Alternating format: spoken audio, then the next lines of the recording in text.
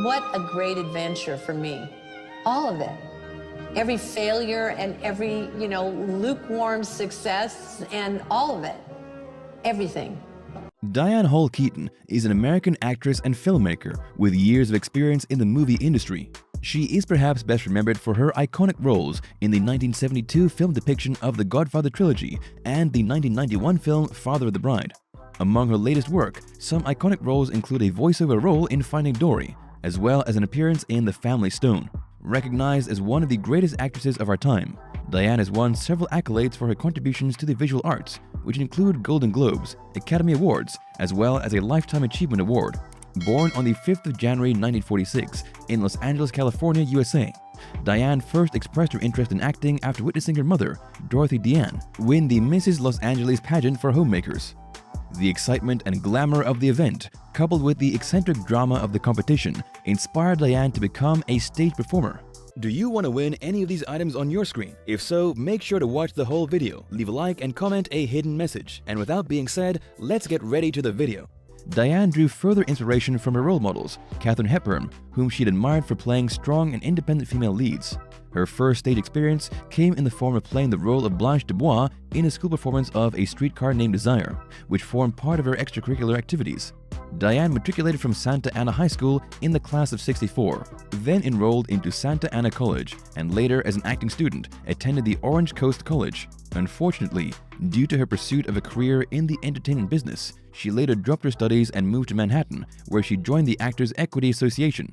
But because another actress already registered as Diane Hall, she had to change her name. Diane chose to settle with her mother's maiden name, Keaton, which would one day become the name by which the world recognized her. In her attempts to make a life in Manhattan, Diane often performed at nightclubs where she exploited her singing talent, which she would later display to the world in films such as Annie Hall and So It Goes. Despite her move to Manhattan, Diane never gave up her desire to study, attending the neighborhood playhouse in New York, where she studied the Meisner acting technique. In the years that followed, Diane appeared in several stage productions, gaining some notice for refusing to undress for her part in the play Hair. During this time, she received a Tony Award for her performance in Play It Again, Sam, in which she acted opposite Woody Allen. In 1970, Diane made her film debut in Lovers and Other Strangers, followed by several guest appearances in television shows. But her big breakthrough role came in the form of Kay Adams in the Godfather Trilogy. The role allowed her to establish her name eternally in Hollywood, and since then, Diane has appeared in more than 50 television and film roles. Throughout the many years Diane's been active in Hollywood, she's had plenty of romantic associations with some of the most notable men in Tinseltown. Yet surprisingly, she's never seemed to settle down.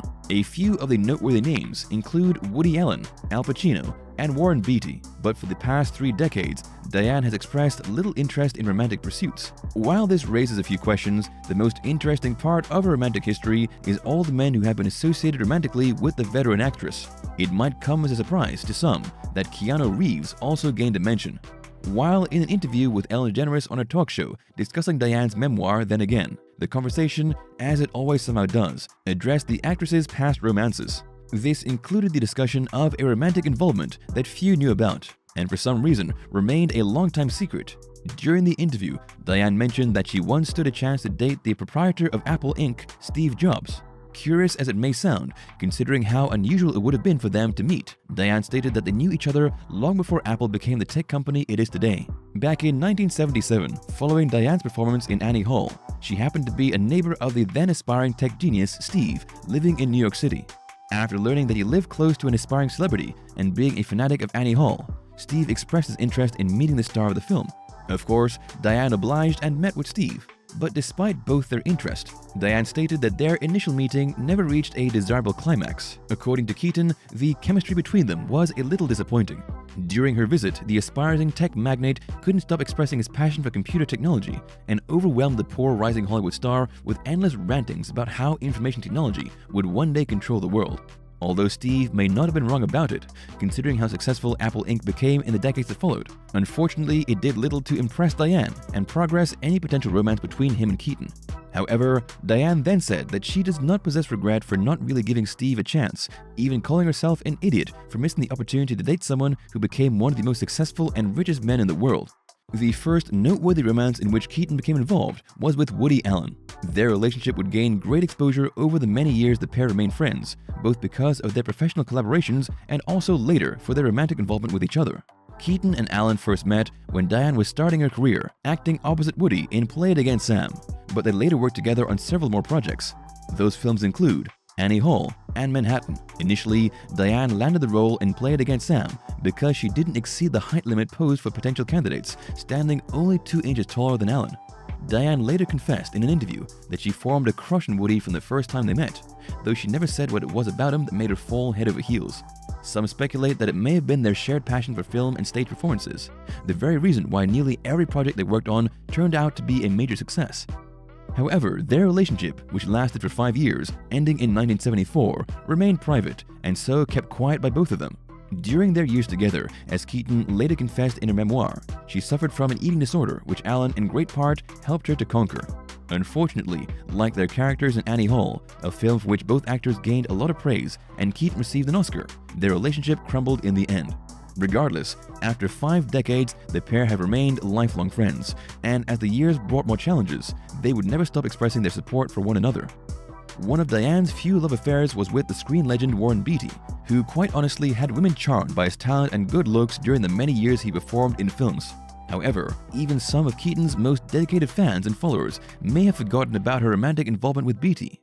Yet for the veteran actress, her infatuation with the star of Splendor in the Grass would never dissipate. Even after years, and long after their relationship faded into near-ancient Hollywood history, Keaton continued to express her admiration for Beatty, who, like Woody, has remained a lifelong friend. Diane met Warren on the set of the 1981 film Reds, in which he portrayed the role of American communist John Reed, while Keaton played Louise Bryant, his love interest. Their undeniable on-screen chemistry made the film an epic classic, which many might consider it among both the actors' best films, and like their characters, the love spilled from the screen as they too would fall in love. Despite their intimate connection, the couple's real-life romance didn't last, and they separated after only a few years together. Regardless, nearly 40 years later, Diane still holds Beatty in high regard, praising not only his considerable talent as an actor and filmmaker, but also his almost ageless good looks. In 2016, when Beatty released yet another critically acclaimed film, Rules Don't Apply, Keaton revealed to Variety magazine that she remained a fan of both him and his work, saying that she was absolutely thrilled about the release of his latest project.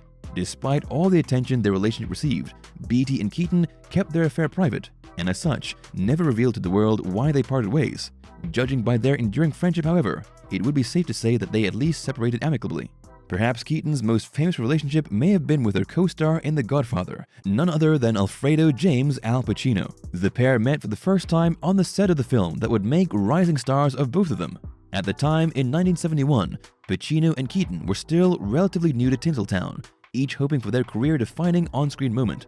To little surprise, it came in the form of a story that created a cult following among initial readers, and the visible chemistry between Pacino and Keaton made the film all the more convincing. Although Keaton later confessed to People magazine, and again in a memoir, that she fell for Pacino from the first moment they met, it would take a few years before their off-screen romance enchanted the world. Keaton confessed that it was not only Pacino's physical charms that attracted her feelings, but also his funny, talkative personality, which, according to her, made the entire filming of The Godfather an unforgettable period in her life.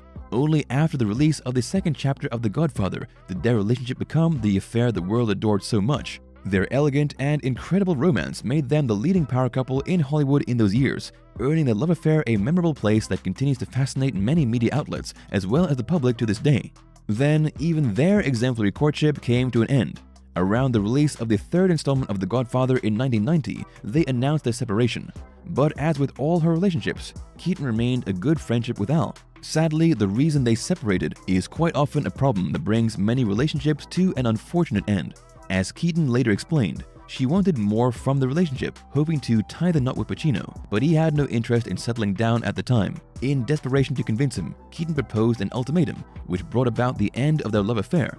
As proof of their enduring friendship and the lasting love that they share, one would simply have to listen to Al's contribution speech when Keaton received her Lifetime Achievement Award. It seemed clear that his affection for Keaton remained even after years of separation, and in true amorous fashion, he ended the speech by expressing his eternal love for her. In the many years that followed her relationship with Pacino, Diane became the subject of a couple of rumors. However, she hasn't devoted herself to anyone else, remaining true to the one enduring love that could have been an example to the world. In 1977, some rumors regarding a possible relationship with Edward Ruscha surfaced, but never gained confirmation from either party. As quickly as the rumors originated, they faded away, and it seemed nothing more than speculation. In 2005, following their appearance in Something's Gotta Give, rumors regarding a romance between Keanu Reeves and Diane began spreading wildly among gossip outlets. The suggestion, however, caused some stir among fans, and it wasn't because of their 20-year age difference. According to media outlets, Keanu dumped his girlfriend at the time, Lynn Collins, to date his co-star, who also played a love interest in the film.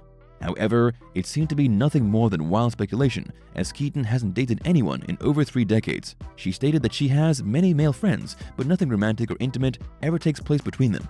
Today, she is proud of the fact that she can live an independent single lifestyle and focus on being a mother of her 2 adopted children, a daughter Dexter and son Duke. Thank you for spending some time with us. Make sure to like and subscribe so you never miss another video. We also handpick these videos which we recommend you watch next. You can talk to us on all social medias or ask a question in the comments below. Thank you for being with us, and we'll see you back tomorrow.